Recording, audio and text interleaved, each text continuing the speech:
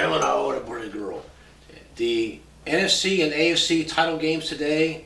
I gotta hurry and get this video out. The game's starting in less than 3 hours. I gotta do less than 4 hours. I gotta do a crunch job with the editing, so it's gonna be a bare bones minimum. Good girl, right? This is Gemini, dog of a lifetime. She helped me make my picks. You wanna go? Come here, London, come here. This is my daughter's dog. This is Rebecca's dog. I call her Beaky, but Rebecca's my daughter. She's a USC engineering student.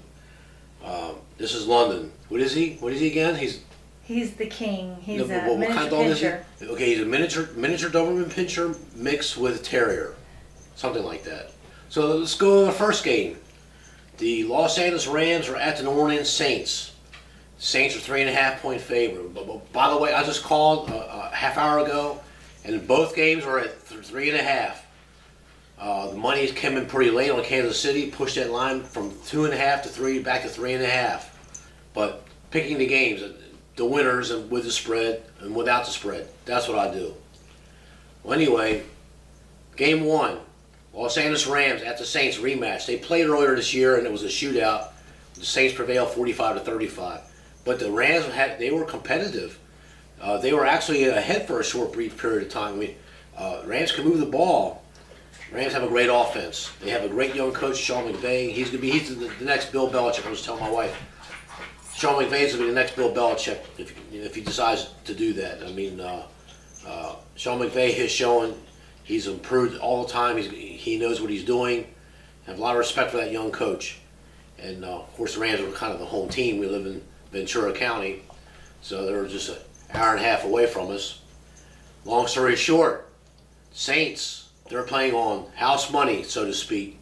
Okay, the Philadelphia Eagles are I turned on the game. I didn't have a chance to sit down and get my sandwich, and it was 14-0 the first 4 minutes. I thought, and then the Eagles got the ball back, but the Saints defense buckled up, forced a punt, back and forth. You know, and the Saints weren't doing much in the first half.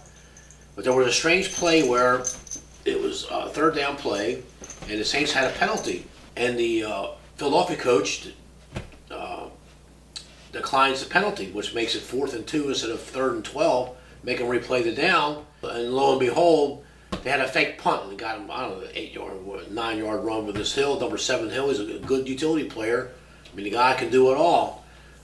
He's a great pickup for the Saints. And then next thing you know, the Saints got a touchdown. They got back in the game, and then the rest is history. But that one play, that 4th and 2 on that punt, where they should have made it 3rd and 12, make them replay it. Let's call it what it is. The Peterson coach for the Eagles, he got out coached by Sean Payton, who's a very great coach. And the Saints do have players, and they have Drew Brees, and they have a great offense. Their defense, they have a lot of team speed, and they have a lot of push power, but there's no real standouts on their defense as far as I'm concerned. And had Philadelphia been really aggressive in that first quarter when the Saints were trying to catch their breath, the Eagles are playing this game and the Rams are hosting a home game. But it didn't happen. Based on that last game where I think the Saints offense just kind of died, they lost their charge, they lost their energy. But between weeks 1 and 10, I mean, the Saints just moved up and down the field. I think they punted 11 times in 10 games or some ridiculous amount of not punting. They had entire games when they had to punt at all. Their offense is so good because of Drew Brees and the receivers and the running game. Saints have a great offense, but the Rams have a good defense.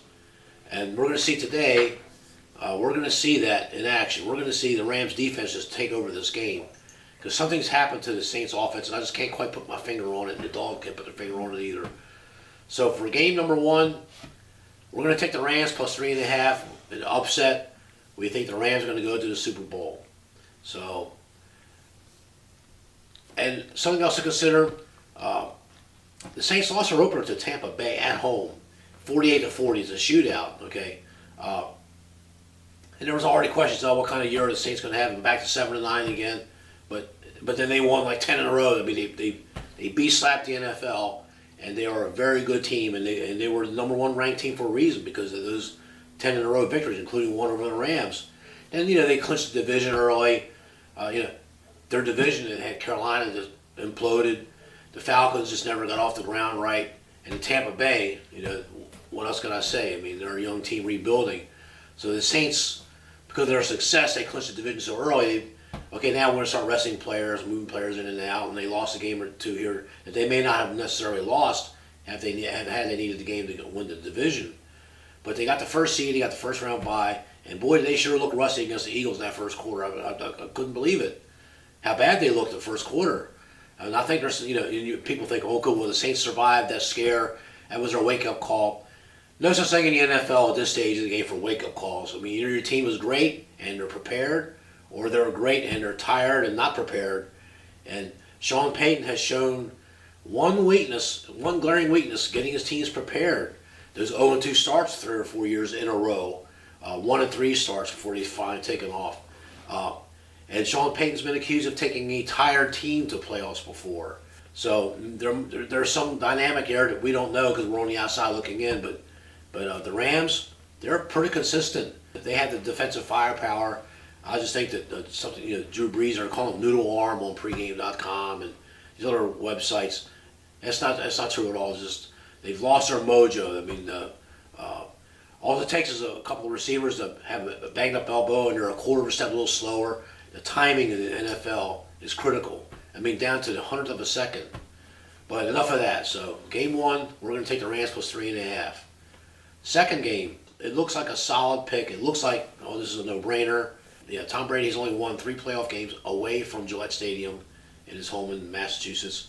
I'm hearing all these things. Oh, Mahomes is so great, and he's 41, he's on the way out.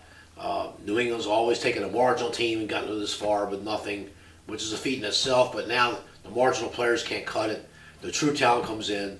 And if you look at the roster between Kansas City Chiefs and New England Patriots, from top to bottom, they have better position players on 70% of the roster versus New England.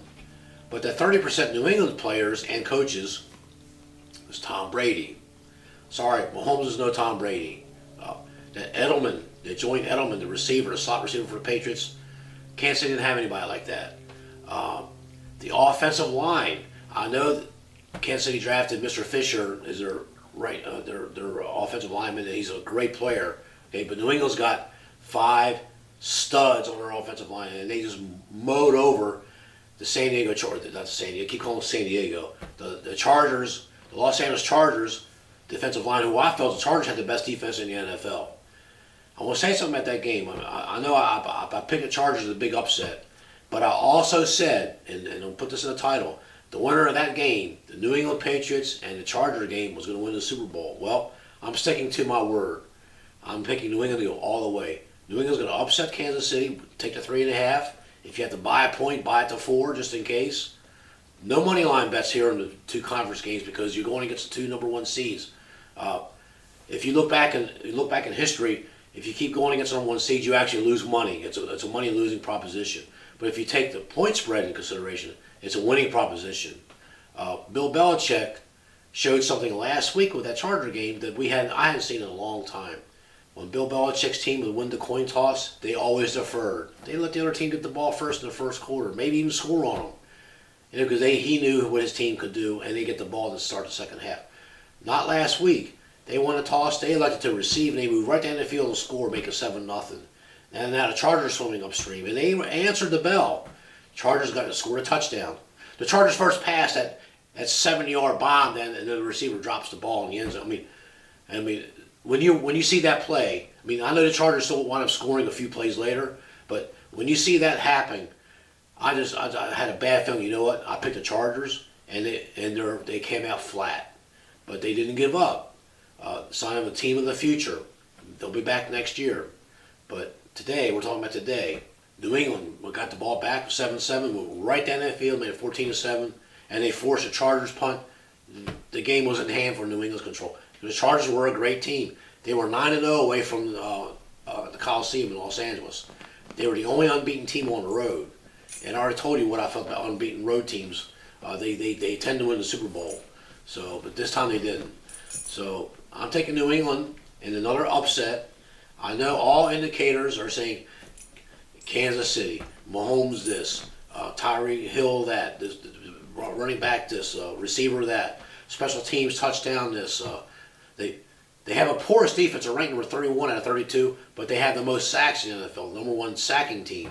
Okay, so they blitz and they rush. They have good rushers, but they don't have much else. Who is the master chess player in the NFL coaching carousel? It's Bill Belichick. Who is the biggest choke artist? The biggest, I got here, Andy Reid. Okay, if I had one football game in my life to coach to save my life, who are you going to take? Are you going to take Bill Belichick or are you going to take Andy Reid? I mean, the answer is quite clear. I know Mahomes is great in his own right, but this is his first full year. Okay, to me, he's a rookie. I know he may have been on the roster last year, but he didn't play because he had Alex Smith or whatever. And Alex Smith is great in his own right. But I know Mahomes is a young star, and he can zing that ball with looking the other way. He's got all the nice moves, okay? So the coaches don't have any tape on him yet. Okay, but if there's one coach that can figure out how to stop a quarterback like that, it's Bill Belichick. I got to go with Bill Belichick. I'm going to go with Tom Brady in the 3.5. I'm taking New England. I know New England's they've lost all their games on the road. They're a great home team. I know Kansas City, everything is pointing their way. Andy Reid's going to show you what he's got, and he's going to do this, he's going to do that. I need to see it. I've seen Bill Belichick in action too many times. I'm like Deion Sanders. Don't bet against Tom Brady. I mean, he's on that TV show. What's that called? What's that show called? NFL Access. And don't bet against Tom Brady. Well, he's saying that for a reason. You bet against him at your own peril. So game 1, Rams plus 3.5. Game 2, New England plus 3.5. And it's a rematch of the 2000 Super Bowl. Except Kurt Warner's long gone. He's a broadcaster now. Tom Brady's still around. Bill Belichick's still around.